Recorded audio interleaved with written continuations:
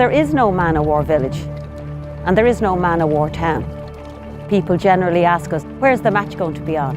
Where can we find you? We've no shops, we've no bus route, we've no church. Man o' War is very much a rural location, so it's very much a farming area. The club is in rural North County Dublin, at the crossroads between three parishes, Lusk, Balbriggan and Skerries. And the question people always ask us, where did the club get the name Man o' War? My father was one of the founder members. Back in the days, Man o' War was full of trees and forest. The trees were transported to other countries and used to make Man o' War ships. That's where the name Man o' War came from, and that's where our crest comes from, the Man o' War ship. The pitch was given to us by a local man called Nicky Rooney. The local plantation was across the road, and a couple of the committee went over and they felled trees in the middle of the night, and then the following morning the goalposts appeared like an apparition.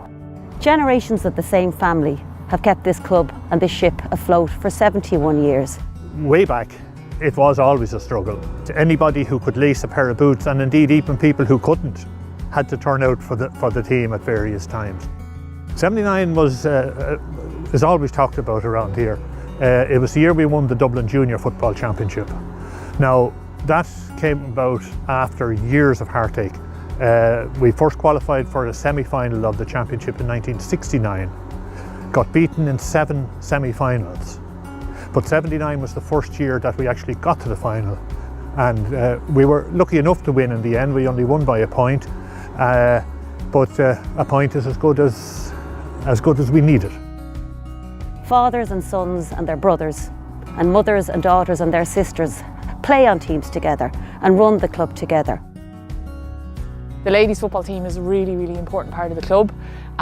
It's been going non-stop since its inception that day in 1992. Sisters is a huge theme within our team.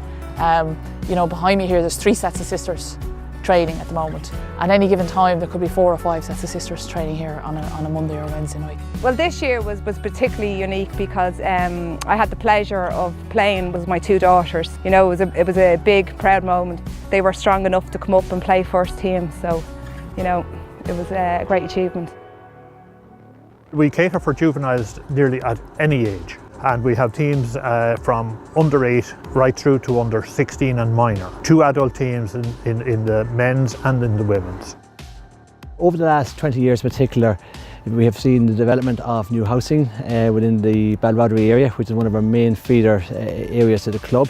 This increase in population has put quite a lot of new demands on the local community and sporting groups. So as a result of that, Man o' War, we stood back and we're saying, where do we want to get to over the next 5 years? We're going to have a greater number of teams, great number of matches, and as a result of that we need more volunteers to help support the structure of the club as it grows.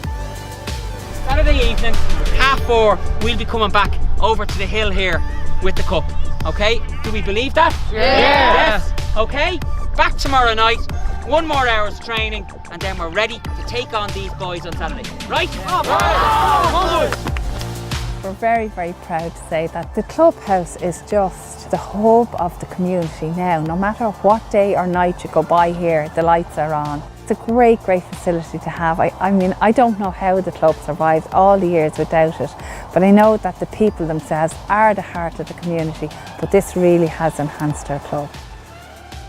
My 3 kids, I have a little fella as well, and he's big involved in it. I mean, at home, I asked them, you know, what does football or Man o' War mean to them, and they always respond saying it's their life.